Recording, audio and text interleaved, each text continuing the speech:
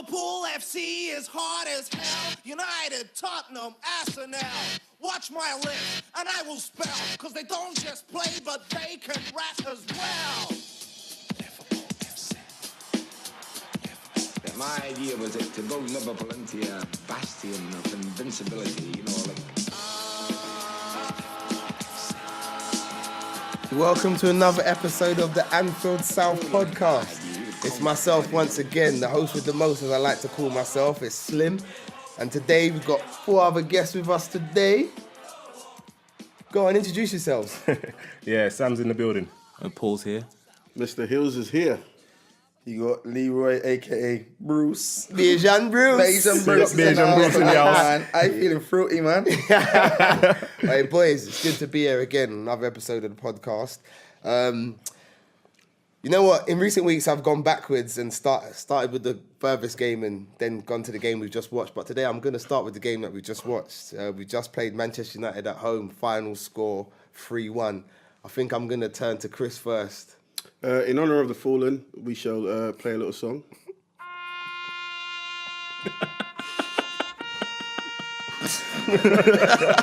United fans, I know it's a difficult time for you.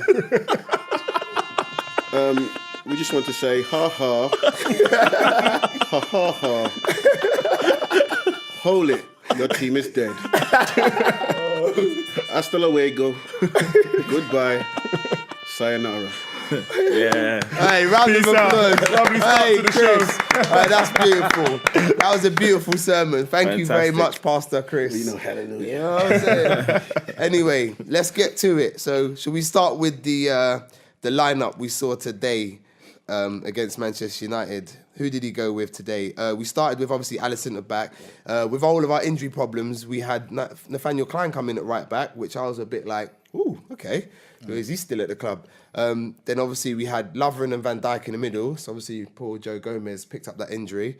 And then Robertson at left back, Mr. Dependable, Robotron 3000, as we like to call him. And then across the middle, we had Fabinho and Wijnaldum and Keita, which I think a lot of us in the group were calling to see that midfield. And then we had, obviously, the front three. So I'm going to go to you, Leroy. First, when I saw the team sheet, I was unsure of the lineup. So tell me, how did we start with all those players, man? How did Klopp fit them all in, man? What was the formation he pulled out of his hat? Well, do you know what? In all fairness, I'm not going to lie. When I see Lovren at the back, not sure about the others, nervous. And then obviously with Nathaniel coming in as well, you really wouldn't want to see him coming in a game of this magnitude. Like, he's not really been playing. He's not got game time, which again had me worried. Yeah, it's been up for a while, hasn't it? Yeah. But then the midfield is where I took a bit of comfort from, because with Fabs in there, Nab's there as well. And then I know a lot of guys have their things against Winnie, but he does exactly what it says on the tin at the best of times. So I felt assured there. And the front three, that's fine. I'm happy with that. I was happy with that. So that formation, that layout, that formation was okay. It was just the personnel changes at the back, but it's forced. Couldn't do nothing about it. Would you say today you went with a 4-3-3 or was it a 4-2-3-1? It looked like a 4-2-3-1. It did look like a 4-2-3-1, yeah. But I was going to say throughout, I don't know if you guys felt it changed a bit. Like Definitely. Yeah. The shape changed a couple times, and I think the shape of our team caught Mourinho's unawares, because I mean, like, Paul, when we started the game, it looked like Manchester United were all at sea. I don't think they didn't know where we were and who was where and who was meant to be doing what. I don't think whatever formation we played, I think we would have started like that, and we would have taken them to the sword. And De Gea was alert and sharp, and I think we could have scored even earlier than we did. And just like Bejan Bruce said, the midfield gave me comfort. I thought it was going to be a 4-3-3, and I felt. I'm not going to be negative at all. I'm going to be positive. I think Keita could have played even better if he was a slightly more central. I think a lot of the stuff he was doing, driving from the left, he was like, oh, am I meant to dribble today? So I'm going to try and dribble. So a lot of the work he done was off the left, and sometimes it fell down. But Fabinho in that midfield today, Serious player. Beast. Serious player. Fantastic. Outstanding. Not only in his defensive work, but I think he transitions perfectly from his defensive duties into his attacking duties, and he can do it. He's clearly can pass the ball very well, and his reading of the game. It's something that we needed for a while. Somebody who doesn't just charge around. Because he's controlled in his movements. I'm a little bit not confused, but I'm going to use the word confused with Fabinho because I pictured him more as an enforcer. You know, your Vieira types, your Roy Keane type, but he can also dictate play as well. So he breaks it up, wins the ball, and it's not just a sideways pass or a safe pass back. He's happy to carry the ball forward. You know, take on a player, play a forward pass, and I think. To me, it looks he's like a new age DM. No, that's what he is. But I'm literally just about to say it's the new DM. I think there are players who are they're like dedicated defensive midfielders, but I think it's we're in a transitional period where that type of footballer is going to be the rarity rather than the norm. I think your Fabinho's, your what's Man City's guy called Fabinho, Fernandinho, those type of midfielders I think are going to come more to the fore.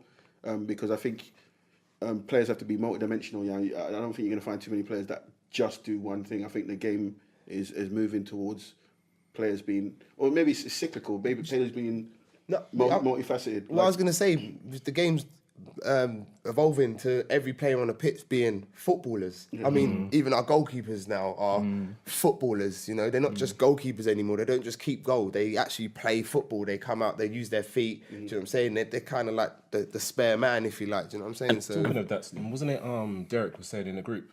He was saying that he thinks centre backs should be training as goalkeepers and vice versa. And when I saw it at first, I was like, I was a bit, where's he going with this? Yeah. But you can see where he's going in that they need to be multifaceted. Yeah. You know, Thiago Motta. He's at PSG. He's under 19, and he wrote an article the other day saying how he wants to revolutionise football. He wants his centre backs to come up. I mean, his goalkeepers to come up. Oh, really? In between the centre backs, he said he wants a team full of basically short players.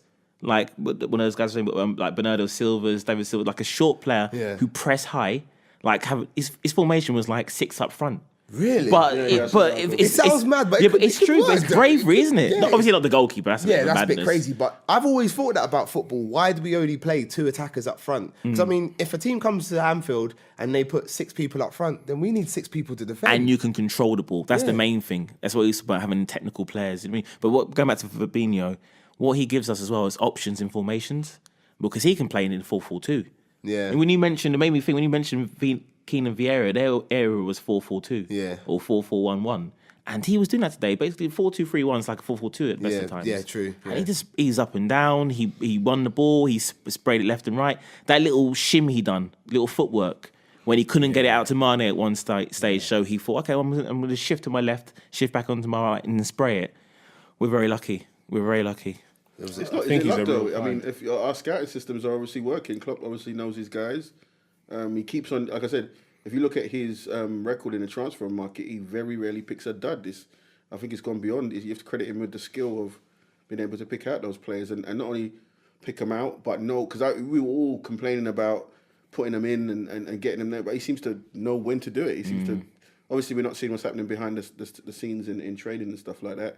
But he's timed this one perfectly. You know, Fabinho's looking the part. So we're waxing lyrical about Fabinho.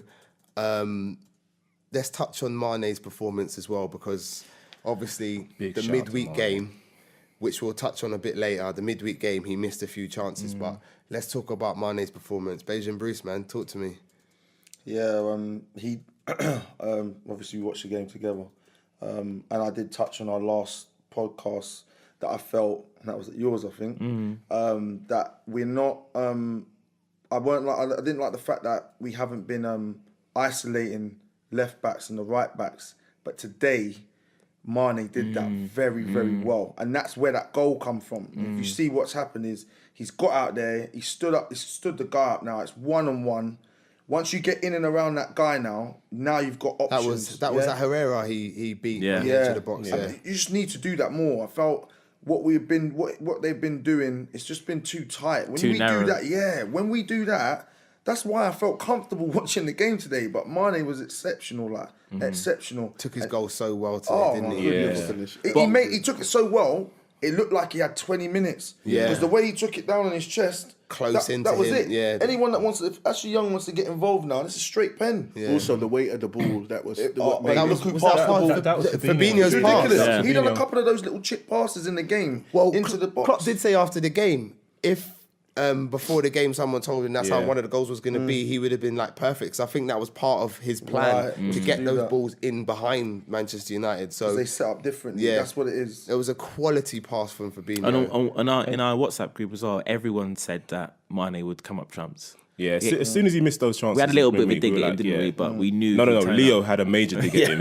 Yeah. I mean, I do think the criticism was justified. I'm sure we'll come onto that, as long as it's not over the top. But he came back today. I mean, like Paul was saying earlier, so I'm not going to focus on any negatives, but I think he was. Chris, you're a new guy today, innit? You're a new He's guy been today. reborn after that result. no, Chris was you calling. listen back to yourself Chris for the looked at last me. podcast, Chris you were looked at like, me "Bro, I'm 15 minutes unbelievable." ago. He goes, "I'll bring on Henderson now." That's what he did. Wow, did you say that, Chris? I did say that because, like I said, Henderson, for me, last 10, 15 minutes of games where if you're up, his energy is good. I've seen him come on. My other problem with him starting games and being left on in situations where we long. need to. Hold on, Chris. You just praised Henderson, didn't you? I did. I beg you, say it again. Say it again. Hey, Chris, man. We need the See the miracle of a 3-1 victory Well, you know what it is? against It the man changes can do people's to a perception. man. We just slapped United. I'm feeling magnanimous, you know. So I'll drop a few praises on Hendo's head. But yeah, not just Mane, but I think today one negative I found today was I think at times we hold on to the ball a little bit too long. I think there was a couple of times Mane did it and Wijnaldum is a bit indecisive. Even Robotron a couple of times. Yeah, Roberts. Yeah, But sometimes do you know because what, me and though, Paul were Chris? saying Sorry that. to cut you. That those times when we was holding possession too much, was it not in that period directly after the goal when we were completely just destroyed emotionally? We were just drained, and the whole team just didn't know what to do. It was throughout the game for me. It was little it? situations where there's players available and it could have been released either left or right, and the players seem to be It's unsure whether What, hesitant? in an attacking sense. He's talking about not when we were like Yeah, holding on. not So when we're actually, it's about options again. And this is we're nitpicking. We're looking now for perfection yeah, because yeah, we're top of the yeah, league. yeah. Yeah. I mean, what I would add is probably this: missing Trent was a big thing. The reason We being spoke is about that at half time. because 100%. what you've got is so there was times maybe it might have been Mane or someone or Salah or someone, they've got the ball and now you're waiting for that overlapping run to come over, but Klein weren't getting there. But by the time he did get there, I'll admit there was a couple of times Mane played the ball in and wasn't a great pass, didn't have enough on it anyway for him to do something with it. But that's maybe if we're nitpicking there. Yeah, well, we're gonna nitpick we- because we want that's all- perfection. that's all I mean, yeah. But let's not get twisted. We're happy, but I agree, I did disagree with you because, like Sam said, I spoke about that at halftime with him, and I spoke to you about watching the game. But I could forgive Klein for not getting forward as much because He hasn't played in at the end of the day, he football, hasn't played in a Of while, course. and it's a big game. And I think his first priority today had to be defending. 100%. and that it worked. If you look at United scored a goal, but that wasn't really their goal, was it? Do you see what I mean? You look back on the game, we could have played without right back or left back. But he was rusty. You say he was rusty, but apart He from played a well. few moments, Yeah, I thought he yeah, played yeah, really yeah. well. I don't think he had a bad game. No, he didn't. He had a solid game. He had a solid couple seven. of Klein moments where he saw no options. He thought, "Oh my god, what am I going to do?" Yeah, he had that shot from 40 yards. But The generally, yeah. I was quite impressed. Yeah, with no. him. Your If first it game made of it the sound like season- I apologise for that. But I was just saying what I meant was if there was any situations where it might have looked like it was maybe because of the rust or whatnot. And you know who takes full praise for that with Klopp, right? And this is why, if you remember, like a week ago when we saw the midfield at the Napoli game, Yeah. and we had a go on WhatsApp when I was looking at some Liverpool-centered publications. They were all talking about the midfield pre-game, and they talked about it post-match as well. That Klopp sometimes is his curse, but this season it's his gift. The loyalty he's got to certain players is working. They're all hungry. And how he spoke about Klein before this game as well, and he said he may not be ready for a whole game, but he's ready. Meaning, because he thought Milner was going to play. Yeah. I think Milner looked like he was I going to think play. Milner had a late test. And He he had a late felt a bit of test, tightness yeah. in his hamstring, so he But didn't Klopp, risk him. the sort of inspiration he gives these players, it can't be underestimated at all. I think with Klopp, it comes down to one thing. He is a nice guy, and what I mean by that is he knows his job. He's all about doing his job professionally, but you get the feeling that he doesn't put football above people. Do you know what I mean? Would you say Klopp is probably one of the best man managers? I think he's out the there? best man manager out there. He has to Yeah, be. I agree, Chris. Look I at think he's probably Lovren, the best, yeah. Milner, Henderson, are not world Ronaldo. beaters. They weren't world beaters before. What? They weren't Welbecks. Do you know what I mean? No, I see what you're saying. He elevates people. Do you know what? Just to add quickly to the United game, so I felt, obviously, as you guys all would probably agree, towards the end of the first half, obviously the guys were a bit deflated and whatnot, and then when we come out and we were looking good, but we were missing that kind of that missing link in that final third to make that quick pass. Well, let me just say because so you can add on to your point. Obviously, Mane scores the first goal. We're all on a high. I mean, I think I jumped on Leroy like he was my wife. You know what I mean? And then obviously, United score. It was a cross from Lukaku. He'd taken Lovren out into the channel. I feel Lovren maybe should have done better to stop the cross. But anyway, Yeah, agree. Simple save, what looks like a simple save for Alisson. And he drops the ball, spills the ball. And I don't know if you noticed it, but it's obviously come off his knee. Jesse Lingard 1-1. And just to link up to what Leroy's saying, it deflated the energy in the whole stadium and amongst the players. But yeah, carry on, Lee. Yeah, but then basically for me, when he makes that sub and brings on Shaq, yeah, I don't know if you guys seen it, but it sounds simple, yeah, but when you play football at quite a decent level, you'll realise that quick pass, that return pass. So the ball comes into Shaq, he lets it off quickly to someone else, and then you move into another space, you hit him again, he hits someone else. By that point now, you've pulled players around now, and gaps start opening, pockets open up, and then you're in now. And that's what happened for me. When he came on, he sped up our play a bit, gave United something to think about. It weren't that what they wanted and what we've given them in the past, even with Mourinho there and Klopp, they've got this thing where they were able to just sit back and take these waves and just soak us up the whole game. Like this time round, it was like they were like, "Whoa, they want stuff here now." There's players coming from everywhere. It was too much. It's too much. It was too much, and that for me was that was the icing on the cake. The timing of that substitution was perfect. Was incredible. And do you know what? We have to give Klopp his plaudits because I think in the group a lot of people have been critical about Klopp and the time he takes to make substitutions.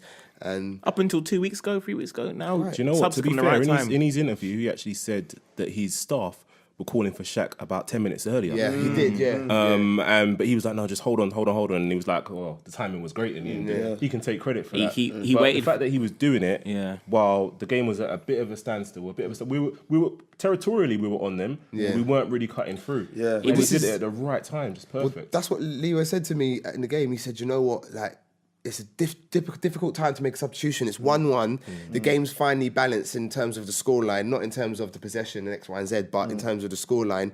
If you make a change and that change you make, that player makes a mistake or he doesn't remember who he's marking, and, it's a fine line. And I think we have to appreciate how much of a tentative situation it is at 1-1 to make changes. As fans, we all sit there calling for a change, but you make the change and it doesn't work, and then it's problems. Adding to what Sam was saying about creating chances, I just want to segue onto our corners. Today, that is on the agenda, isn't it? Set plays in general. Our Liverpool. corners were just, it was ridiculous. Paul was getting on my nerves. He was screaming in my Hold on, don't let him take it again. Before you go in though, Chris, am I the only one in thinking that Wijnaldum's corners were actually probably the best corners we've had all season? I can't remember how many. In the first half, Just today, we had 13 corners. I think Wijnaldum took 3 of them. the first 3 he took, and the first 3, if you remember correctly, they landed in the middle of the box, Where it's and supposed to people be, tried to attack them. So for me, those corners were good because he's put it into the mix. Were they in swingers or out swingers? They were all outswingers. They were outswingers. All outswingers, and that was winding me That up was as well. weird. Not being able to beat the we first didn't man mix is it up at all. madness. Salah can't do it. Who else went out there and took one? Put a bit of flow on the Float it. Robertson Float it if you couldn't need do to. it. Robertson's ones are unbelievable. But this is the problem with outswinging corners. This is the problem with outswinging corners. it's quite a hard Personally, I skill. feel like it gives that person on the front post the opportunity to clear it. I think if you're taking it from the right, you put a left foot on it and vice versa. That way, Or just mix it up. no, but I don't believe that. I believe there's a sweet spot when it comes to a corner, and that sweet spot for me is in and around the between the penalty spot and the edge of the 6-yard area. Yeah, so not 6-yard area, but you know what I mean. Anyway, there where the keeper can't come If he does come, I can't call it the corridor of uncertainty. If he comes, he misses it. It's a goal. I agree and disagree because, like, if we speak about someone, he who should not be named, played for Man United, floppy hair, married to posh spice. He took all the set pieces from either side, didn't he? So this is really saying is that we need top quality set piece taker. Or we could. I mean, we played Watford a month ago or so ago.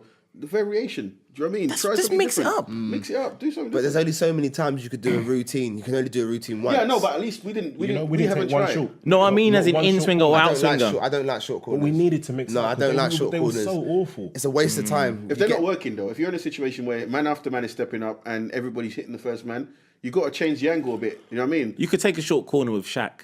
Yeah. If you give it to Shaq and he's gonna cut in, he's so big and burly and skillful. I don't think anyone's gonna knock him off the ball. He's gonna be able to, run in that channel Even if he's and off whip it balance, in. he can still whip it in. Exactly. He's big enough and strong enough to do it. Just to add quickly to something that Sim was saying, but we sort of spoke about, was the whole fact of the change. See, when we make the changes in the game. So for me, he's looked at that. Jose's thought, right, boom, we got them on. We kind of got them deflated there. The fans are quiet. I want to silence them for another 20 minutes now. Boom, I'm gonna bring Fellaini, get out there, warm up. So he's rolled the dice early. But it's blown up in his face because what it's done now, that's freed up Robinson now. Yeah. Now you're allowing a bit. Now there's some attack coming down there. Gary He Neville kept was it how it crying. was. There you have it, and that's the difference between. Yeah. I mean, for us, Klopp's waited, bided his time. We've chawed him up a bit there, and then bang, he's made the sub, and then now he's in. Yeah, And Mourinho now- panicked, didn't he? And that's it then. Now panicked. He sorry, shot his go on. load. I No, don't I know, got to shout Paul out for that because even before the second half kicked off, as soon as he saw Fellaini, he called what Mourinho had done, and he was like, "Yep." He started rubbing his hands together. Yeah. Do you know what I mean? Because he knows. He did say that. Well done for me. I mean, he was sorry before I did anyway. So, but he knew, he noticed that they would be open. They'd be right for the killing. You know what I mean? He proper shot his load early, Yeah. didn't he, Mourinho? Oh, well, and that's why you got to give our afraid. manager. They're afraid. You got to give him. Even in the second Yeah, half. no, you you're could right, tell Leroy. teams. I don't think we get how afraid some top teams are of Liverpool. Jose wasn't afraid when he done that substitution. Jose was foolish. He matched us up in what he thought was like a 4-3-3, right? But he brought the wrong player on. If he brought on Pogba, they might have had something. You think so? Maybe. They brought on what? Fellaini when... Do you remember the last 5 minutes? They popped it around for a few minutes. I was like, oh, this is annoying me. On. There was a good play. I said that to you, Leroy. Yeah. I said that was good football. Then he brought Fellaini on. Yeah. And it went long. Bringing Fellaini on it dictates how they play. It just And made it you easy can for give them us. many instructions, but they're always going to go along with the diagonal when Exactly. it comes to him. As long as we wherever were he's like we playing. were professional, And we they had haven't- lots of they've got professional. a decent squad. He is failing. Let's highlight that. I know it's about Liverpool, but we should revel. We should revel in the fact that he's failing as a manager, Mister I am special one. You're thinking very special now, my friend, but a different kind of special. But you know what? When all said and done, like that, our last win against Manchester United at Anfield was 2013, so it was long overdue. And I think like Frustration. That's actually appalling. that's Was a that- bad was that record. the Cout That is a hat-trick? bad record. Was that a Cout hat trick? That one. Yeah. Yeah. Can you imagine? And you know what, boys? Believe it or not, that's Klopp's first win against United. Like he hasn't beat them. That's the first time he's beat them. I mean, we've done them in the Europa once. Yeah, we did. When Yeah. In the league. Yeah, in the like league, we haven't first done win them. in the league. Yeah, in the league, yeah. Done his homework, I think, this time, though. But that's the thing. That's not through want of trying. We've pretty much outplayed them To be every fair, single time. last season, bro, it was about 65 minutes, and we called it. We was like, "This is 0-0." He had settled for the 0-0. He didn't gamble at all. Whereas today, it was 1-1. He looked at it. He's like, I'm not and having he this. thought, you know Yeah, what? I'm We're not better having than this. this team. We got guns now. Let's actually reload push and our come back, advantage and let's just do them because they could have taken a 1-1. You know, they could have taken that. They would have easily. loved the We one. could have taken what Manchester United. Man United could have taken. be honest a with you, I 1-1. think they're happy with and the the squad thing they is, got. yeah, we could have had 50 attempts on target, but the score would have said 1-1, and we'd be like, "Rah, how did we not beat them again?" Because we do this a lot with United. Yeah, I played. And I was saying to Ryan, because he was at the game today, and he's like, once we come over this psychological barrier of beating United, we've beaten every other top 6 team in Klopp's tenure. Yeah. So now we know we can do it. Yeah, and all we have to do is make the consistency with the smaller teams, and we're like, hold on, we've got a real title challenge here because we know we can beat every top team. Yeah, and it's not about raising it for the top teams because we've done that, but now we match that consistency with beating your Bournemouths, and where do we sit? Top of the league. Okay, so Sam, that leads me nicely on to my next question, and it might sound a little bit silly, but I want to ask the question. After today, are we serious title contenders? Because I mean, let me just see what I mean by that. Obviously, we've been in and around it so far ever since, but we've had a few big games come up and go, and for us, United are our bitter rivals, and it was a big game in that sense. So the way we've come through this convincingly, are we now serious title contenders? Does everyone? I think that most of the press are taking us serious, but as Liverpool fans now, are you 100% convinced now we're proper title contenders, Paul? Yes. Yeah. Yes, and the reason why I say that. Paul's got a new voice. Sorry, did you ask Paul? I did ask Paul, but go on, Chris. Go on, Chris. Go on, Chris. Sorry, I didn't Go on, hear Chris. that. Now, cool. I apologise. Go on. Chris, you're in a happy place. Carry No, on. He's so happy today, Chris, man. He's just floating on vibes. Sorry, I apologise. Nah, The go on, only reason why I knock say yourself that out, is it's a very personal thing for me in that watching Liverpool play, I never feel like the game is done or over. Now, at times last season, if they'd have come back to 1-1, I'd go, here we go, doom and gloom, they're probably going to come out of here. I always felt like we could win. You know what I mean? And I've noticed that a lot of times this season. The Burnley game, when we went behind, I didn't feel panicked at all. I thought, okay, they've gone in front. And it's almost like the positive thinking or the positive energy I'm giving out. Not that I'm that special, sometimes I am. But to be fair, I think it's my juju. I'm just saying, like, I called it. And you know what else as well? Sorry to cut you, Chris. Since Ryan left the group, I had a conversation with him. We've not dropped a point. Ooh. Yeah. And he's mad superstition. He's like, bruv, I'm not coming back. I said, cool, I'll see you at the title parade in May. So Ryan's going to be missing. He's still there, but he's not going to say nothing. Yeah, it's like Lucky Pants. You know what I mean? It's so funny you should say that. Today I say to Paul, I watched the game today, so I use a proxy on my thing. So I signed into the proxy, and it comes up with from Manchester. I took that thing off straight away. We don't need that kind of vibes. Get rid of them. Even like, it's fair, I never watch Liverpool games with my shirt on. I'm a bit superstitious. Second half, I took my shirt off, pulled my stuff, thought it was, something wrong gonna happen. Wait, I just went to invite me to his house, but come back with the goals. And listen, football is the only thing I'm superstitious about in life. I think, you know what? Let's talk about superstitions. That's a good thing to talk about because me and Leroy spoke about it. Yeah. So Leroy, tell everybody what your match ritual is, pre-match ritual is. Don't be embarrassed now. Come on, man. Oh no! I what I do is I'll make the sign of the cross like 3 times. Yeah, so it has to be an odd number. I mean, I literally it's almost like I'm washing my face, but I do that about 3 or 5 times. Like I have to do that before even when I'll go to Anfield. I was there on Tuesday. Same thing. Every time. Paul, what about you? Got any superstitions before the match? Anything you do, any rituals? Nah. No, you don't. Nah. Sam, yourself? Never, ever wear my Liverpool top during when we're playing. Ever. See? I'm same thing. Wow. Same thing. Today was a rare. I'll wear it every other day of the week. If we're playing a game, I will not wear it. Yep, I'm the same. See, for me, if we're wearing our red kit, I have to wear my top.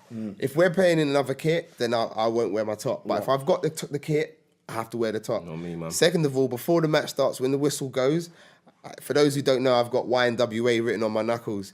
So I have to kiss my knuckles 3 times, and then I have to kiss the badge if I'm wearing the shirt. If my son's watching it with me, he has to kiss my knuckles 3 times too. Any of my sons are watching it with me, they have to kiss my knuckles 3 times. And I do that before every game. Also, I've got a mate who's a Liverpool supporter, Mauritian guy, G, big up.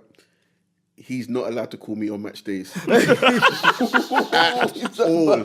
Not until the game is done. Seriously, every time he says he's not, he is the original jinx. Every time he calls me, something goes wrong. Him or one of my other mates, Nigel, who's a Man United supporter, man, if he calls me, not only we will lose, but people will get injured. He's that bad. Wow. I actually switch off my phone. It's gotten that bad with them guys, but yeah, there's a couple of little quirks there, but you know what I mean. We all take football maybe a little bit too seriously. Yeah, but no, I think a lot of football fans have their superstitions, and I think not just our club, obviously loads of different clubs, and I think everyone feels like their little superstition helps their team get the result. Do you know what I mean? But for us right now, we're firing, so I don't want anyone to stop. Tell your mate not to call you. You know what I mean? Keep making the sign of the cross. Do you know what I mean? Keep your shirt off. I don't care. Ryan, stay out of the group. Whatever it takes to get us over the line. In all seriousness, this result was big because I felt frustrated. I was so anxious right before the start of this game because I think the amount of times we've outplayed this team and not got anything from it. So true. I was hoping for an absolute humiliation. But the downside of that would have been that Mourinho would have probably got sacked. So I'll take the 3-1. And Yeah, I'm he Jose. maintains I'm his- Jose in. It's in between, isn't Yeah, it? it's So in between. So I said- Jose can say we got lucky goals and stuff like that. He can hold on for a little while. He has to stay the season. He has to. Exactly. So I don't think he'll be fired this season. Though. I really don't think they'll do it. But to be I fair, don't think they'll push the button. if they fire him, what difference is it going to make? What difference is that going to make to us right now? Where we are 19 points ahead of United, the biggest gap. 19. The Say biggest again, gap. bro. For, 19. Is it 42 years? I think between us and United, 19 since points. 1990, Yeah. No. Oh, and what happened then? we won the league. Yeah. Biggest gap for yeah. Well, after 60, it was the biggest gap. I think that I heard it was the biggest gap after 16 games since 1990. Oh yeah, after So- 16 games, but I'm saying the biggest gap we've had between us and United for 42 years. But you're talking about the biggest No, gap. at one point, did we have like a 24-point gap that year when we went on that run with Rodgers, where we almost, is it 2013-14? So We never had a gap that big. Never. not No with- way. no, No, no. not under Rodgers. No. Maybe Anyway. I dreamt it. Anyway, life's good right now. Yeah. If you're a Liverpool fan, you know what I mean, and you got Manchester Life United is mates. glorious right It's now if great. you're a Liverpool It's fan. absolutely Going back great. to your Wait to go question. to work tomorrow and deal Oi. with people. I got some. Listen, I got the burial horns ready, man. I'm gonna put it on. We're playing it all day, walking up and down the halls, you know, on a megaphone. Go on, Paul. Have the last word on Liverpool, Man United. Yeah, going back to your question, like, do I believe? I've believed we can obviously do it if we have a bit of luck, or, you know. But when you ask the question, who's going to win the league? I've always said Manchester City. Yeah. Because of the money they've got, and obviously they're a great team, etc. They can cope with any injuries. In this last week, my thoughts have changed. Not just that, can we win the league? Is, are we a better team than them? Do you know what I mean? Now we're in 15, 16 games into the season. The table doesn't lie. We're having to beat every team we play to stay ahead of them. Are we the best team in the country at the moment? Right now, yeah. Right now. Now, for me. Yeah. So then, With a quick. does that make us favourites? Yeah, then? but are we better than City? You posing that in That's that what I'm state as well. saying. That's a different And- question, Yeah, but though. That is okay. a different question, It's a but that different was Okay, in but the- it's changed my outlook in terms of can we? Of course, you can win it. Inverted commas, you can win it. But are we going to win it? Now I'm starting to think, yeah, maybe we're going to win it because we are the best team. I That's do, what I'm- that's I what I'm do thinking. think City are a better team than us, if I'm honest. Like, that's just me being honest. Are we going to win it? The Liverpool fan in me says yes, we're going to win it. And after today's performance, it's a big hurdle to get over. Klopp is doing something remarkable. And talking of today's performance, I think what's more important than today's performance is the next game. Because realistically, this is done now. As much as we're happy, Yeah. And Wolves away is a tough game. if we go and drop points against Wolves, It makes it all, it makes it out all that window. useless to a certain degree. So it's like today's performance is a big marker, just because we hadn't beaten them for so long, and because it's United, That's what it is for and me. because it's going back to the top. Yeah. But the Wolves game, it's like every single game we have now is our biggest game of the season. yeah, it's the cup final. And it's not going to change now. What I will say is that I think we will win the league if Fabinho and Keita are 7 for the rest of the season. We won the league. Fair dues. Okay, fair enough. Boys, just quickly, man of the match from today. Easy Just for the me. name. Yeah, Just the it's name. easy Go, for Chris, me. if you got a name. Fabinho. Lee? Hands down.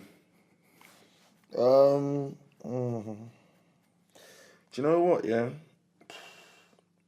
it's Fabs was fantastic for me. He was, but I did like what Mane done today because it's coming back from those misses and standing up today and doing being what he counted, done. Yeah, I felt he questioned their defense a lot more than what our overall attack did. When I say that, I mean Salah. You didn't really see Salah doing. I didn't feel that he had a heavy impact on the game. No, like, I don't think he did. personally. I don't But think yeah, he it's a did. toss up between Fabs and Mane, but I probably would go with Mane just because I like what he done. Fabinho, but special shout out to Kleiny. No, cool. Sam? Yeah, Fabs all day. We've been calling out for him for how long now, and I think we're seeing why Klopp held him back, and we're getting the results of that now. In that he slots into the team, and it's like he's been there forever. And he's, I don't want to bring up any negative like you, Chris, but he showed the limitations of our other midfielders in just what he does as a 6, Fair enough. and that's enough for me. For me, I'm going to go Robotron, man. Robotron was... I just think he just went under the radar. I don't think he goes under the radar, but I just don't think he gets the same plaudits as everybody else does in the sense of, like... do you know what? That's wrong, because I know we all love Robertson. I'm trying to articulate it. I think it's properly. easy to miss him because he's so consistent. Yeah, right. Thank you, Chris. That's Because exactly what I'm trying to say. That's his regular performance. You know what I mean? Exactly. But his regular performance is man of the match in the most first teams. half, he was disciplined because he knew he had the lot there, and then he got forward a little bit, but not. It was disciplined performance in the first half for me, and in the second half, when the space was there, he attacks it. He links up with Mane when he's out there and stuff. So yeah, for me, it was Robertson. But I think within about 12 to 18 months, he's going to start scoring a lot of goals. Yeah. He's going to be called world class. Yeah. Because he's starting to get onto the ball and he looks really flary as he does. He's like taking that stride and he sort of like Giggsy sort of wiggly way. He's my favourite Liverpool player right now. He's amazing. For the simple fact that he's very honest in terms of his endeavour and his work rate and his skill levels. You see his touch sometimes, First the way he touch. takes the ball. He's excellent. His first touch always puts him into space. Exactly. To run It's always into. ahead. Yeah. It's always And ahead he's of him, isn't eager. You don't have to look to see if he's coming, like flying down the wing, around your outside. He's there. You can almost play the ball blind when you're playing with him. Do you know what I mean? Amount of times, some players you got to signal them on or wait to. Not with Robertson. He's going past you. Play the ball blind, and he will pick it up. 100. fair dues. All right then, boys. All right, enough of the joyous 3-1 victory against Manchester United. Let's go backwards move on, but go backwards onto the midweek game, Napoli, the must win. We had to win either 1-0 or by 2 clear goals. Final score was 1-0. Just run through the lineup quickly. Had Alexander-Arnold, Matip, Van Dijk and Robertson. And then we went with a 3 in midfield that we weren't all pleased to see. It was Wijnaldum, Henderson and Milner. And then obviously it was the Fab 3 up front. Sam, talk to me about that game midweek, man. Stress. Stress. Listen, I got a little pass off the wife, and we let my son stay up for half of the game. He was in school in the morning, and I needed him. Seriously, I needed him. The stress of watching that game was just too much for me. Obviously, the lineup wasn't really what we were looking for. It was a 4-3-3, wasn't it? It's what we expected. Well, we were at home, and I think we all expected a bit more of an attacking lineup at home, considering we needed to win. Yeah, but considering the lineup wasn't what we were looking for, the performance, other than the actual finishing, was really, really good. But that kind of jittery nature was like what you said earlier, Chris, about always wondering if you're still worried. You're always worried about a game, and that for me was a bit of a throwback to old Liverpool. And I knew a chance was coming at some point in the game because Napoli are a decent side, but going through that and having that moment at the end, for me, that kind of made me feel like we were going to complete the whole week. Yeah, because for me, if we'd have gone out, if we'd have gone into the Europa, I don't think we'd have won today. You think so? I think the momentum that we carried forward from the previous game from Bournemouth last week, That's a good point. into Napoli, it really drove us on, and it gave us the energy to actually really put all our confidence into the United game. And, if it weren't for Alisson, we didn't even talk about his mistake today, and we don't even need to. I forgot about. If it weren't for I Alisson, totally forgot what he did in that he's game. atoned as well. for the mistake today before he even made it. You know That's what I true, mean? yeah, that's and true. you can't underestimate how massive going through was. I mean, I said at the beginning of the group, beginning of the season, that you know what, I'm cool to get through the group, draw Barca, and go out gallantly with a great performance in a big glamour game. Yeah, but now that we're through, I'm like, What happened to team #clear run, man? I'm Are you leaving me I'm not behind? leaving you, bro. I'm not leaving you. Just a little backstory, yeah. In the group, me and Sam, we fully believe that we should have a clear run, no other distractions, no Champions League football, just concentrate on the league and go hell for leather in the Premier League. But there's others in the group, i.e. Leo, I'm talking about you, Leo, that believe, and you, Ryan, that believe that we need the Champions League, blah, blah, blah. So we have a #, clear run, and that is a hashtag that me and Sam champion. And I think Sam's trying to leave me, man. I'm not backing out. All I'm saying, We're there is now. if we don't, we're getting a big game. We're getting a glamour game regardless. And I love that because it's not about us playing a difficult team. It's about a team playing us. Yeah. And we're difficult to face. No one wants us. And I'm looking at that now and I'm thinking, Raj, you know what? These other teams are looking at us and they're going to fear us. Yeah. Yeah. And with that fear, plus how we play in Europe, I'm thinking, we ain't going to get a clear run. Yeah. Because I can see us going through the next round. And that's where you kind of balance it up and think, hold on, if we go through in the Champions League and get to the quarters, then our league form, it might suffer. Right, so now you bring me on nicely, to my next point, Champions League. Klopp's rotation, of players. You'll understand it a bit more when the other lineups from the other games he rotated. I think the Bournemouth game he rotated a bit more as well. But Klopp's rotation, is he getting it right at the moment? 100%. Yeah. Because the main, like I said, the narrative, not even narrative, for me it was even statistical. That midfield three of Henderson, Wijnaldum and Milner, they didn't produce many great results. I think people forgot that their midfield that got us to most of the Champions League last year was Oxlade-Chamberlain, Milner and Henderson. Oxlade-Chamberlain got injured when I'm sure we were beating Roma at home. He got injured. Obviously, we won that game, lost to Roma away, lost the Champions League final. We lost to PSG. Couple other sort of shaky, basic results. Maybe a decent draw here and there with that midfield. So it was like a perception had been created that this midfield was strong and stable and a go-to. But it never inspired me, and it never seemed strong to me either because they weren't good at keeping possession, which means you're going to be conceded chances. But Klopp showed why I'm sitting in the studio in West London now. Do you know what I mean? But Paul, we spoke about this before and we were like, oh, him playing those three, is that saying that's his preferred midfield, his most trusted midfield, or his best midfield? Now, that was for that game during the week, which is obviously our biggest game at the time. Fast forward a few days and he's changed the midfield completely for United. So does he have an actual preferred midfield, or is he tinkering specifically game on game? It looks for like, me, if he is, it looks game on game because I was certain that meant that was his best midfield, and that scared me because if you're going to play him, if you're going to play a certain player or a formation or structure for every big game, I don't think it just means it's trusted. It means it's your best. You want to win the game, don't you? Do you know what I mean? But it's worked. Do you know what though? That tinkering for different games, for me, is the best ever. Let's go back to under Brendan Rodgers, Liverpool-Chelsea at home, the infamous slip. I think Brendan goes out and he tries, he needs a draw in that game, but he goes out and he tries to show his Charlie Big Potatoes and he tries to, he tells them to play the way we always play, and he didn't tweak his tactics or the way we played, and look what happened. We lost the game, we lost the league. So I think if we are going to win the league this year, we have to... So let me ask you then, Slim. Has Klopp evolved as a coach from last season to this? 100%. Took the words out of my mouth, Chris. 100%. Did any of us expect he was even able to do that? No. I never knew he could take it to another level. You know what? I had a whole thing about the way we were playing control football and the evolution of like Klopp's, the football we're playing under Klopp. And I get it now.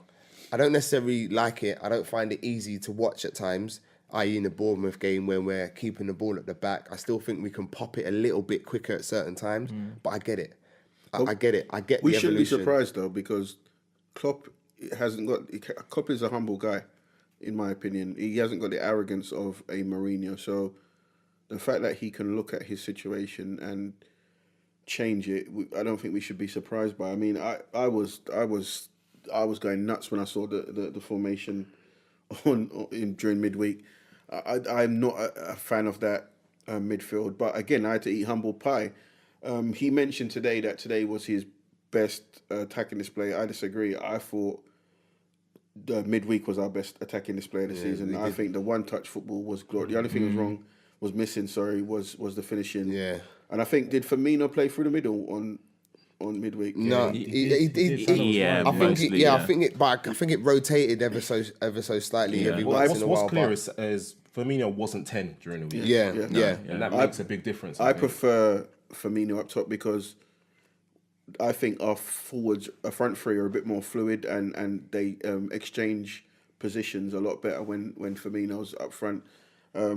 Like I said, I'm nitpicking because we're winning anyway, so you can't really say to the manager, don't do that when, you know what I mean, top of the league. While we're talking about formations, let me just slip this back in. Keita today, I want to see him in midfield or on the bench. Central. Yeah, I don't want him to play left wing. I said it before, he's coming from the left, it's not the same Keita. The Burnley game and the Bournemouth game, I thought he was brilliant. Yeah. Do you know, I mean, the way he picks the ball deep in the semicircle and just pops it around. Where was he playing then at that point?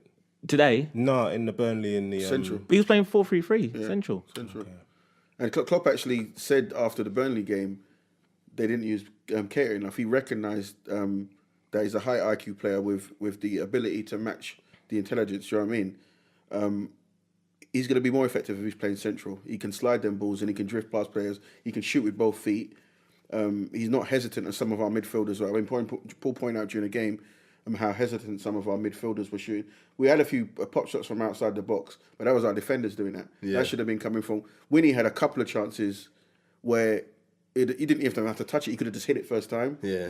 And he seems very, very reluctant to hit the ball. Or he did to have a go. You brought that up just quickly, Chris. What is it about Winnie when he's getting in that position to strike the ball that he's kind of like powder puff kind of shots? Do you know what? It's crazy you actually asking that question because like for Holland, scared. But for Holland he does. He strikes the ball well when he plays for Holland. He was a number 10. He was a number 10. That's why he makes even less sense. It doesn't. It just doesn't. I mean, he missed one during the week as well. When he hooked it, when he kind of dragged it wide, he would have played Mane in. But I don't understand when he gets in those positions. Why is he not striking the ball? Do you think the reason why he's not striking the ball with confidence is because he's got half a mind on maybe what's going on behind him? And he's just going to make a difference. He's going to shoot. I'm just playing devil's advocate. I'm just trying to throw things out there. If you strike the ball properly, you're either going to clap the back of the net or you're going to hit the stands. I think it's his personality. You've got time to get back into position. I think it's his personality. I think he's... I disagree because he does it for Holland. But that's what I'm saying. At Liverpool, because he can change your personality. When he plays for Liverpool, I think he's in reverence. He's in awe. Holland hasn't got much to their team. They're not a great... In reverence and awe of who? Of the forwards. Surroundings. The front three. The front three have been lauded so much. He's just thinking, get the ball to the front three. Yeah, but when you're in a position to strike the ball and hit... No, I agree with you. Sam, it's got to be something. I'm not disagreeing with you. I'm just saying, I think... It just made me laugh today. What are you thinking over there? You're looking up to the sky like trying to pluck an idea. No. I just got a few things that you guys have said that I was just gonna... go to just gonna hit on. That was all it was, really. I thought you found the reason why Winnie can't shoot. Why does Winnie not shoot properly? I don't have the answer for Jeez, need some hard food, man. I don't understand. We won't get into too much of a midfield debate. I think we know the deficiencies for the individual players in our midfield, but they're playing well. The last two games they played played really well. Happy. They played really well. Whatever midfield he's put out there actually played really well. Fantastic. And going back to the point of the Napoli game, looking at that midfield, even I'm not going to lie myself, going up there on the coach, I was like, when it leaked what it might be, I was like, But really, had he put anyone else in that midfield, I'm going to be honest there, and I'm not a massive fan of Hendo and those guys, or Hendo more so, but he does exactly what he says on the tin, yeah? And again, I use that frame, that tone, that phrase all the time, but what I mean by that is that had we gone with something else, even with Naby in there, I think we might have been a little bit open at times. And Napoli, an Italian side like that, if you give them something to hold on to, you have a big problem. Trust me, they got that one goal now. They go 1-0 up. Now we got a mountain. We got to score 3 goals and not concede anymore. Whereas in that game, we get that goal, but yet we still had that kind of course they might slip in it, but we still had that thing that we could now do what they would do. Yeah. And now they want to push, pockets appear, and we can attack them. So I feel that, I did mention it before, it might have been at yours, Sam, where I just feel that with Klopp, he's evolved to the point now where it's not that whole gunmetal football, because everyone was at one stage going, I love that gunmetal football, I want that, where we're just going gun-ho at them. But cool, you go gun-ho, but eventually you get tired. And when you get tired, now you're holding on. We're not holding on no more. Yeah, we're in full control. And we're doing it in patches. When I was at the game on Tuesday, there was a period in the second half, we were rushing them. It was like boom, boom, boom, boom. You talk about Firmino where he was on the pitch. Salah, I've noticed in that game, I should have mentioned that as well, I'll give him props in that game, he started doing that thing where he's coming out wider and isolating that guy, spinning, balls coming into him, knocking it round him, getting around. And that's where the meme came from, innit? The Napoli back on the floor. That's what I'm saying. It's like, that's... So left for back, me, Klopp for me, he's done what he needed to do, which was... Because Brendan didn't have that, and I can't knock something to someone that they've not... If Brendan had another go again, and he had players like Suarez and all that rest of it, maybe he might have learnt something else. But all he knew was to do that. Klopp's come in, done his thing, looked at it, gone, all right, cool. We need to start like conserving our energy in games. When we need to build, we pass around. City do it all the time. Trust me, trust me. They don't. That's why they can keep doing this relentless in a game, wave after attack. Slim. we're holding the ball better now. We Much are better, passing. Even those three, I was moaning, these three. Our goal came from sustained possession from Milner, Ronaldo, and Henderson. Yeah. Passed it 10 yards apart from each other. Then there was a slide wall pass. Yeah, the evolution. Even of when they Jurgen go to Klopp. take throw-ons now, 100. 20 minutes into a game, I noticed that if we're winning, they're pulling their socks up now. Yeah, yeah. And this is what you want. You want a title. It can't be like gunmetal football. Yeah, he's changed. He's definitely changed our mentality in games and our way of going forward in games. Boys, all right. So Napoli game, we're all happy. We're through. We're in the hat. The draw takes place tomorrow, as we recording on Tomorrow? a Sunday. So the draw's tomorrow. Okay. So I'm sure we'll be watching that with bated breath, and we'll cover that on the next podcast. Can I just say quickly, just quick straw poll? Who do you want? Real quick. I want Madrid as well. I want Madrid as well. I want Get it out of revenge. Real, yeah? I want Real. Get him while they're a bit shitter. You probably everyone's gonna probably shoot me, but I want the Germans, man. I want us to play. You want Dortmund? Can we get Bayern in the show? Yeah, we get Bayern. Yeah, I'll we take get Bayern. Bayern. Yeah. I'd take Bayern. Give me Barca all day, man. Sam wants Barca. I know. Okay, I well, want a weekend away. I mean, yeah.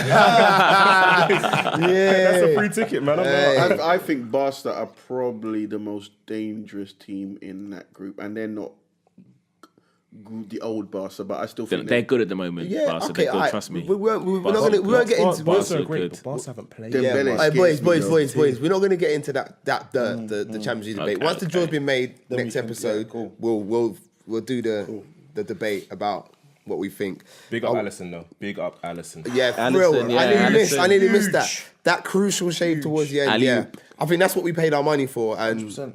I think we earned all our money back in that one. Everyone held their breath. Well, my do you know God. what? Oh my I still God! hold it, man. What happened again? Was it a throw on or No, a cross? It was and a cross diagonal. And it flipped on. flipped up. I think it was Fabinho that actually flicked it on inadvertently. Lovren did his offside his thing, and then my man controlled it perfectly. Wow. Yeah. Perfectly. Rapid as well. And he could have clapped it top corner if he scuffed it. But he got a good connection with it, and wow. Grown man goalkeeper. That's what I'm trying to say. You look at Alisson, he looks like a grown man. That's Carrius right there. You look at you, think you fassy. Bang. That's what I'm telling you. It'd be like the Matrix staring at him. Boom. Intimidate, man. Come out, spread the thing. You know what I mean? Yeah. You got if you got no respect for the goalkeeper, you do what you want. Can I They just respect Alisson. add, like, apart from the grown man shit, it's the mentality of him, the focus. He had nothing to do. Yeah. Do you know what I mean? He had nothing to do today, and it was a slippery ball, and unlucky. Do you know what? Sorry to cut you, Paul. He mentioned that about focus in relation to the Everton game. In that he never likes to come up and celebrate with the team, even if it's the last minute, because he needs to keep focused. And he was like, do you know what happened to him? Because it was a last minute goal, he done his celebration, thanks God. And then he saw Klopp running towards him. He was like, what's this guy doing? Because he was trying to get back in the game because there was still minutes to go. His focus is And he unbelievable. seems to be like a nice guy. We talk about footballers like relating to people. Against Bournemouth, he took someone out with that header. Well, hold on. Oh, Well, sorry, let's move on to Bournemouth. All right. Yeah? Let's move on to the Bournemouth game. That was a game where That was glorious we played again. before Manchester City, so it was 4-0 in the end. So we weren't the chasers, we were the chasees, if you like. To run over the lineup quickly, it was Firmino, Salah played because I think Mane was just recovering from a little knock, and then we went with I'd say a four in midfield: Naby, Fabinho, Ronaldo, and Sakiri, and then we had Milner at right back, Robertson, Van Dijk, and Matip. And I'm just going to start quickly with that game. I think I got a little bit frustrated because I felt like we were holding the ball a lot more. So it kind of goes back onto what I was saying about understanding the evolution of Klopp. At that game, I was fuming. I think I rang Leroy. You did. And spoke to Leo after the game, and I was like, why did we move the ball so slow? We need to move it a bit faster. Like, we could have killed this team from earlier, but I get it now. I get Was it. that at half time? Yeah.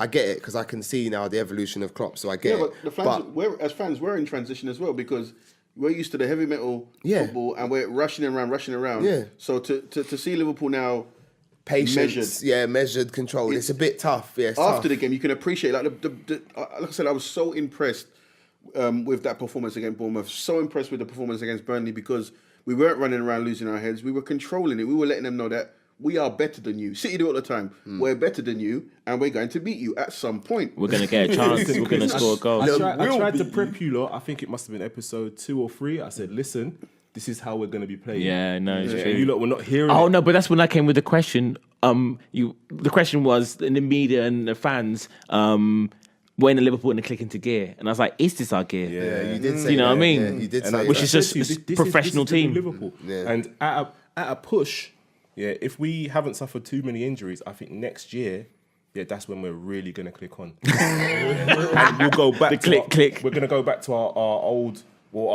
if we've got enough legs left. I think it might be sooner. I think it might be. Think today was the catalyst? No, not just today, but I'm just saying we got a tricky Christmas period. But I think we get through that, we might end up running away with it. If we get through Christmas and we're on top, I never reckon know. We might run away with it. I'm telling you that team will click into, and we're going to start murdering people. I mean, what he's drinking, bro. You want some of that juice? you know what I mean? We're going to seriously start I murdering like this people. new Happy Chris, you know. No, seriously, murder. I'm talking about, coffins laid out on the touchline. Do you know what the thing is, Chris? Murderation. Right? What you're saying is not even just gas. I can see where you're getting it from. I can understand where you're coming from with It's that. never gas with me, son, trust me. No, I can see where you're coming from with that. So you know what? I for one hope you're right. $24.99 in most places. No, for real. It's not a hype thing. It's like we were doing that last season to some extent. It's just that we lacked a certain level of discipline when we were up. We would get sloppy and let teams back into games. I think we've got it now within ourselves. We're multifaceted. We're Jekyll and Jekyll. You know what I mean? You know what I mean? Oh, that's interesting. No, seriously, Easy. we can switch it up. So there's multiple mean faces. You're never gonna get any softies. You're gonna get mean face, and then you're gonna get an meaner face. You know what I mean? So and I think that's where we're at. That's a great shout. I like it. I like it. No, seriously, I like do it. feel like that, and it's been coming gradually. Even Napoli game, I was nervous, but there's something. We there, played there's well. Certain We level of played so assurance. well. The only thing that annoyed me about that game was that the game should have been done long before Yeah. the last chance at the end. Mane got shook. We knew but though. let's- We knew Mane was saving it for United. Let's we not knew that. let's not slip back into the Napoli. Sorry. Stay on job, boys. Come on, Sorry. Bournemouth. Bournemouth was in some ways I'm starting to enjoy those performances now because there was, like I said, we showed them that we're better than you and we're going to win the game, and there was no room for them to get back into the game. We are better and we're going to show you we're better. We're not going to allow our mistakes to get you allow you back in the game. 2 words for the Bournemouth game: Mohamed Salah. Mohamed Salah. Yeah. He was fantastic. He scored a hat trick. Coming on to Salah though, we did speak a bit about his body language and his lack of celebration. What is that, man? I mean, Yeah, Sam did want to ask the question, what was the Salah no celebration? But I did see Salah. At first, it was the no screw face. I've been hanging around with black man too long kind of celebration. But I think if you looked afterwards, he stuck his tongue out and he clenched his fist like yes, like so. It's just personally, I feel he's just his celebration. I don't care really, but I just want to know. Well, it's interesting, isn't it? It's interesting. what it's Well, about. in the beginning of the season, it looked like when he was slapping his thigh and doing a little skip when the ball didn't come to him the right time, he miscontrolled it. It looked like he was putting too much pressure on himself, right? Then he was obviously scoring goals. He's one of the top goal scorers in the league, but the narrative is he's not clicked into gear, we're not clicking into gear, etc., etc. Now he's smashing it and playing well. I think he's like, what are you talking about? Yeah. Do you know what I mean? What? So what is it, the press? Yeah, press and people speaking. I think his ego now is becoming positive. Yeah. He's got that positive arrogance about him. Before, when we were maybe a misconception from us fans. Do you know what I mean? And I have to apologise from the last podcast when we were like, he wasn't celebrating when the Everton game, isn't it? Yeah, he did celebrate, and he celebrate. did go indoors quite quick. And Shaqiri and Firmino with the subs were celebrating. Him and Moreno were hugging him or something like that. Yeah, so that was a bit strange to me why he wouldn't come out and celebrate. But we don't know. But we don't know. Yeah, maybe you got a doping drug test, something. interview. So that's a minus. So I do apologise. But the fact is, he celebrated, and just to go with what you're saying as well, Paul. Maybe that is his thing, innit? It's more towards the doubters and the naysayers and people talking about everything. Because you know what it is? Talking of that, do you remember, I think it was last season when Mane was accused of copying everyone's celebrations? Yeah, well, he did copy. Well, he claims he made them up. He created all of them. But is it? So he claims. Okay, So he fair claims.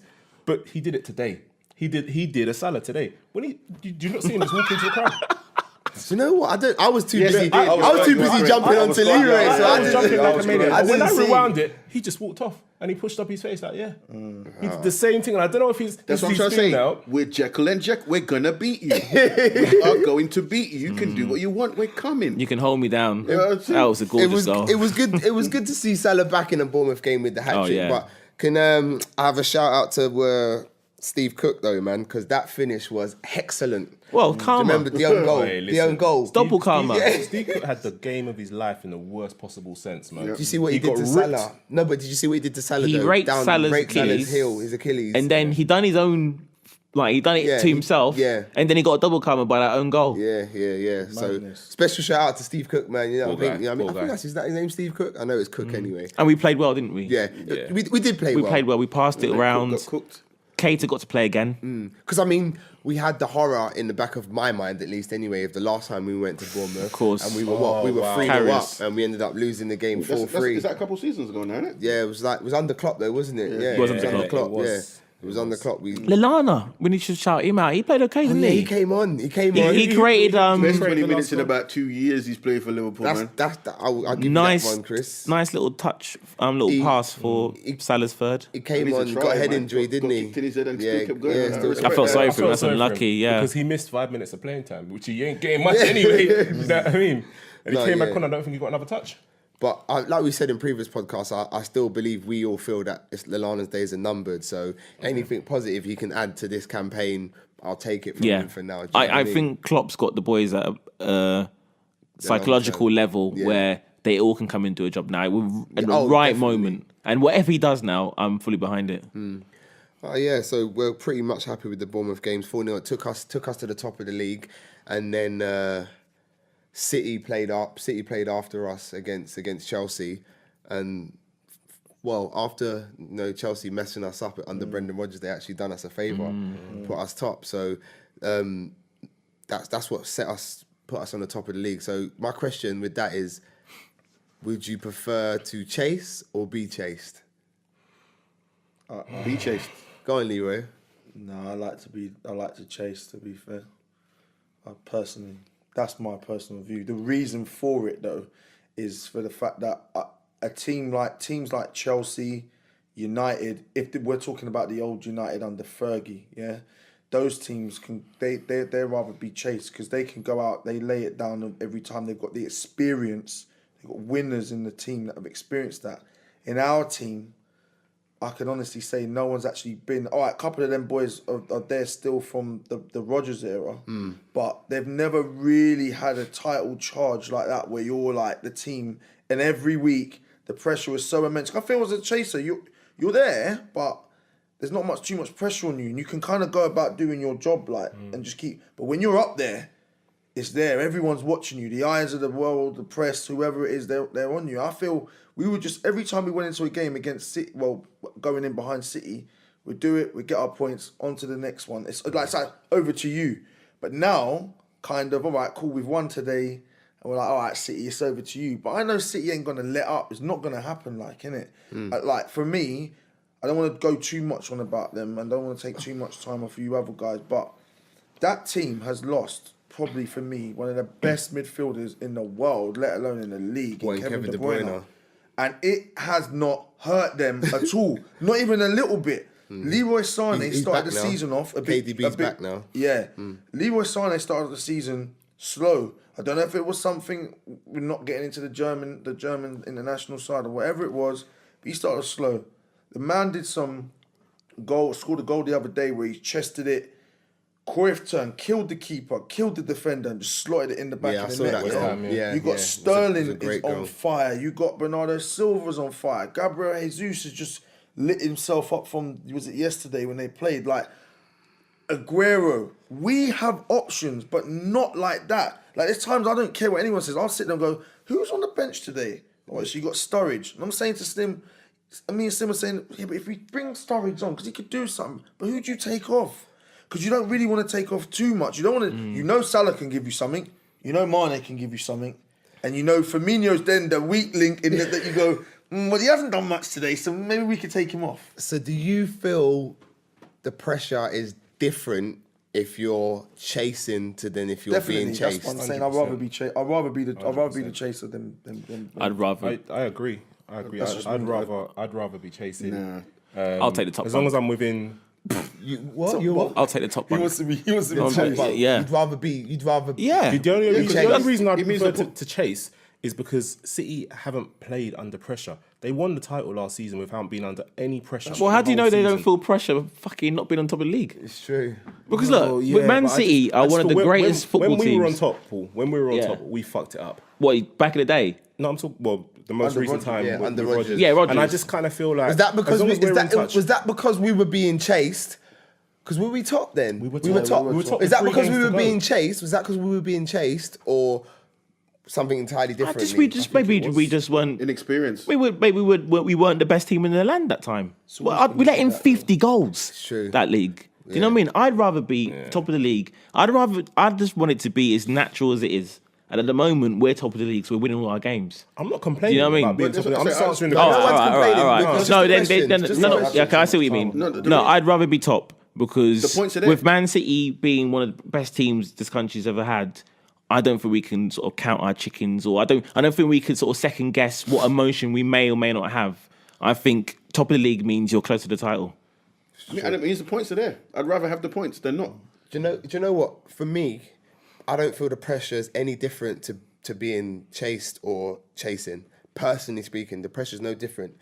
In both positions, you have to win all your games. And do you know what I mean? I personally prefer to be on the top because you're on the top. I think if there's going to be any pressure, it's going to be on the team behind. Like, damn, they're just that bit ahead of us. Like, we have to catch them. Whereas if you're on the top of the tree, you're like, I don't care what you're doing down here because I'm up here. And do you see what I mean? So I prefer. So in relation to what you're saying, again, we're playing first this weekend. So that means we'll be even further ahead. Well, that's what I was going to say. It's going to all turn around now because we got Wolves on Friday night. But I don't want to go into the Wolves game just quite yet. I just want to ask that question. So to move it on then, till we can get to the Wolves game in a minute. Just before we had the Bournemouth game, we had the game at Burnley, which was a tough away fixture. I mean, nobody likes to go to Burnley. You know what I mean? I think for me, Burnley's replaced that saying, you know, who can you do it on a cold night in Stoke? You know what I mean? It's can you do it on a cold night in Burnley? So I can't remember the team off the top of my head for that one. I'm sure my engineer next to me will get it up in a second. Yeah, here we go, mate. Who did he go with? Because he made a few changes that game. It was Klopp's rotation again. That was when Gomez got injured. Right. We started with Gomez at right back, which personally I don't really like anyway. I don't think he needs to go right back. And we had Matip and Van Dijk, and we saw Chris's friend Moreno play. And then You got Moreno, man. We won a game with Moreno in the side, man. Come on. Hold on. Shaqiri, Keita, and Henderson and Milner in there, and Origi and Sturridge started. Origi obviously getting his start in virtue of what he did in the Merseyside derby. So that was full change for that fixture in there. And apparently it was a 4-4-2 because I was watching it, but I couldn't really work it out. But I read that it was a 4-4-2 for the first time. Do you know what? I think the press, just like us, struggle with the formation. I think the versatility in the team, especially with our team. Yeah, the versatility it's so fluid, it's there. It's versatile. It's fluid, like you just said. I think it can be whatever it wants to be whenever Klopp clicks her fingers and says, right, move positions. So. And let's not get too hung up on what the formation was. The fact of the matter is that was an important game because we left the big guns on the bench. We went 1-0 down. And for me, times past, a game like that at Burnley, we would have just about scraped the draw out of that. Yeah. But we ended up going on to win the game, didn't we? What was it? 2-1 or 3-1? 3-1. And Milner sparked it off. Because where the game was poised, it was at a point where it could have been 2-2 at that point because they had Alisson makes a mad save. Yeah, I think it's in that at game. 2-1. Yeah, At and then 2-1. we make that break. At 2-1, Alisson makes another world-class save. We go on a counter-attack. We go on a counter-attack. And also, he had the subs ready to come on. Salah and... Yeah, I think, was it a 1... Firmino? At 1-1, I think he brought the subs on. Yeah, it was 1-0. We equalise. And he still brings them on. Yeah, that's right. Yeah, that's right. When maybe in yesteryear or whatever, he might have put him back on the He might have put bench. them back because that thing again of it being tightly poised, isn't it? You think, 1-1, they're back in it. Shall I leave them on? we might nick it here. But you're right, he stayed proactive. And we saw Keita, didn't we? Yeah. When he controlled it he and had drove excellent forward game. and He had bashed it off the. Listen, Off the that boy post. Keita in that game. He's the future. He's the future. He's the future. He's such a talented player. Do you know what I love about that guy? The way he rolls that ball underneath. Yeah. And he's not even looking. And he doesn't slow himself down. No, doing he that. just keeps going. When he gets that ball, he'll drive with it forward and then he'll roll it under his foot a couple times. And oh man, I'm always going about IQ, mate. You could tell he's a professor in the making, man. The boy, absolutely, he's and I say it's one thing to have the physical attributes, but to have the IQ to go with it. Some of his touches, I love the way he receives the ball. It's just he gives it. He's hard to tackle because he gives himself options with the way he receives the ball. It's always he could turn in either direction. Yeah, you know what it is. I agree with you, Chris. Because the way he opens his body up here, it allows him to go either way. Like it's one of them ones. I agree. He's strong for a slim boy. He's strong, boy. I'm surprised. Food, man. One word. African. get out of here! There, yeah. Get out of here! My family. Jamaicans rule. Get out of here! Let's not go there today. You know, we're in a good place. You know, Afro-Caribbean. Yeah, with less emphasis on the Afro. Big up Sturridge. Like he came a bit deeper in the second half. fantastic in that I'm team. glad he never got taken off because I thought he was a bit unfortunate against Red Star in that game when he came off at half time. But he was trusted. Sometimes players want to feel trusted. I used to say that about Ryan Babel. Remember him? He used to come off after an hour and after 70 minutes. And I used to say to whoever would listen. No, seriously, I used to say, wouldn't he love to stay on to the 93rd minute so his manager knows. Can you score the goal? Rafa never trusted. Never trusted him. I Never also trusted think him. we're at our most dangerous. You know, it hasn't happened much for me. Our two highest high IQ players were three: Milner, Sturridge, and Keita. I think I love to see when Keita and Sturridge, because you can tell both of them the way their minds work. Pre-season, they're two steps. together, They're not thinking about the next pass. They're thinking about the next pass after the next pass, sort of players. You know what I mean? Sturridge's pass to Salah. That lofted, floated, curling pass. Do you think? Beautiful. Do you think? I know he's not as mobile as he was before. Do you not think he could be a midfielder? No. Nah, what in what formation though? Because midfield you have to work hard. No, even a 10 has to Yeah, work 10, 4-2-3-1, like or false number 9. Ozil's gotten away with it for most of his career. Why can't Sturridge? Big up to the Arsenal man them. Yeah. 3-2 against Southampton. I heard their runs over. Where's that And they're still funeral? behind Spurs. How are you 20 games unbeaten and you're still 6?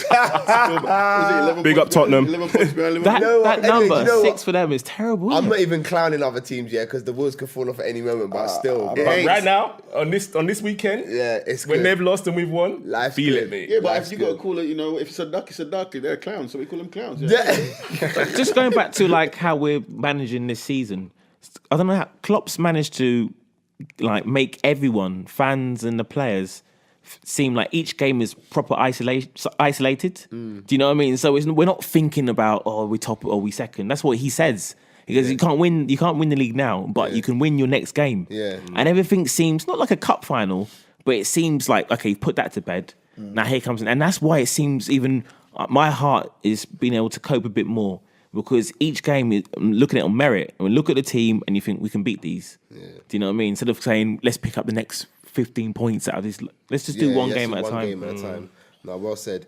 Okay, yeah, so we won't stick too long on that Burnley game, but it was an important, and it was Professional again. a slight turning point in the season because, you know, it's well documented how we struggled against the smaller teams.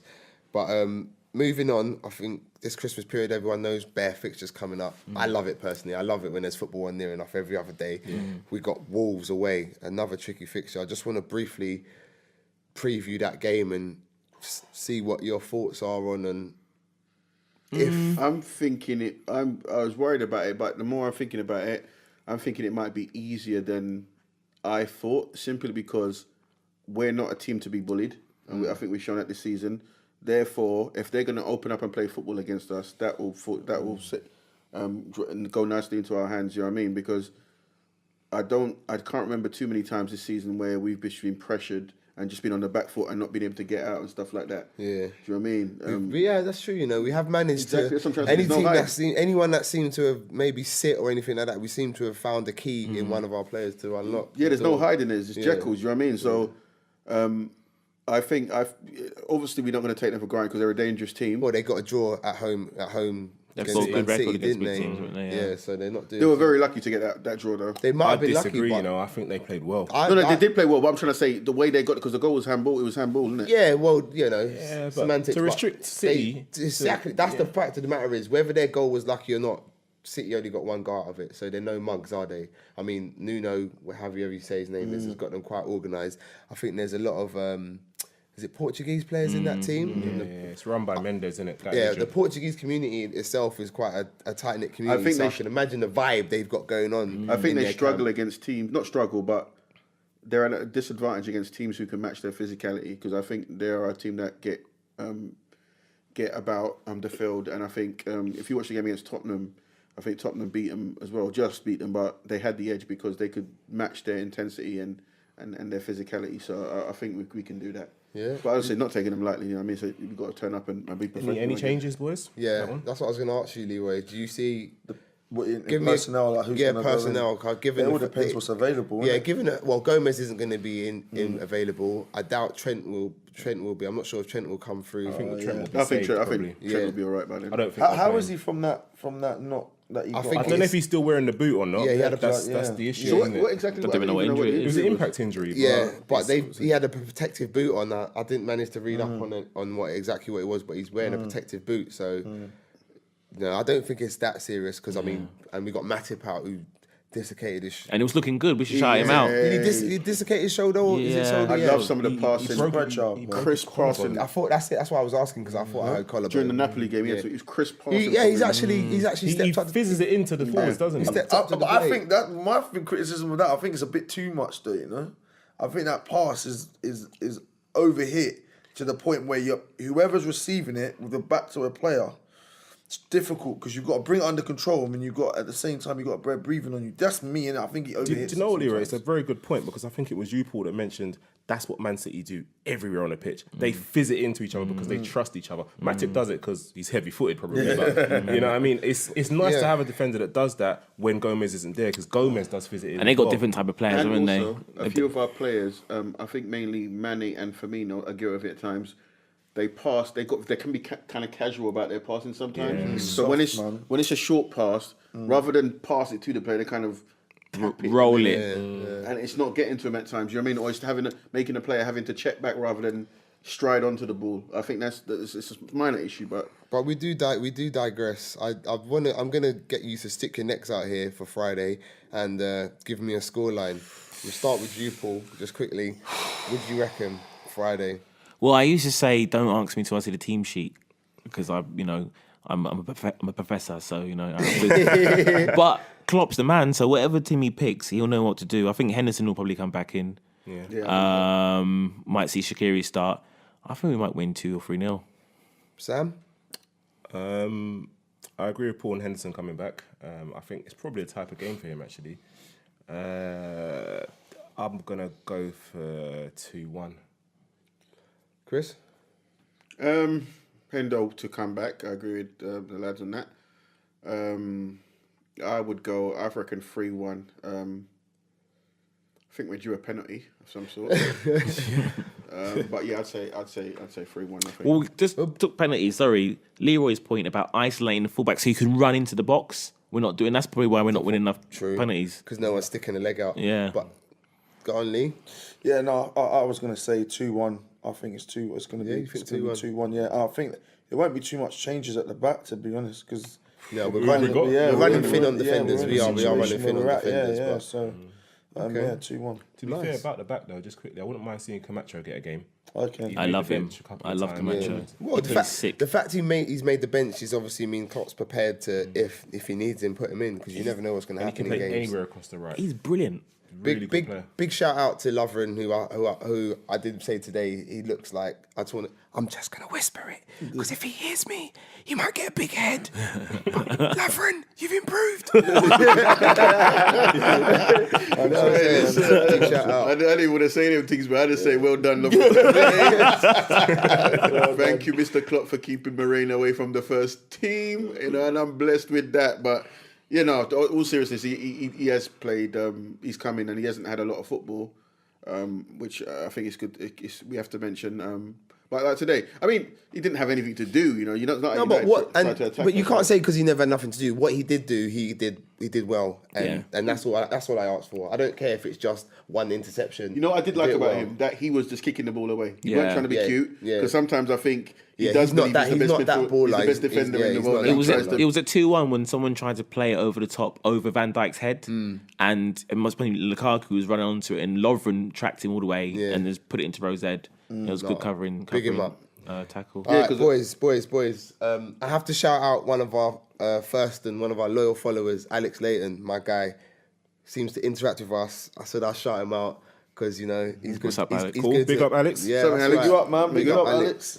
And the same people, the same way Alex interacts with us, he gets involved on Twitter, liking all of our posts and, commenting and stuff. You guys do the same, do you know what I mean? Our Twitter is @South Anfield and our Instagram is Anfield_South1. So if you're listening to this and anything you don't agree with, do you know what I mean? Feel free to drop us a line on Twitter or Instagram, even on the YouTube, do you know what I mean? Sorry, drop a comment. If you're listening to this, when you're watching this yes, on YouTube, that's right. Yes. Right. YouTube. Big up for the first film podcast. You know what I mean? But boys, I think that's a wrap there. I'm gonna wrap this up, man. It's been emotional. I've been Slim, your host. Today we've had Chris with us in the building. Leroy, yo, Paul, LFC. Hey, and what would I do about my man Sam? Yes, please. Till next time. Peace. Yeah, but we got the side. Well, kinda, England. Look at the fight. So come on.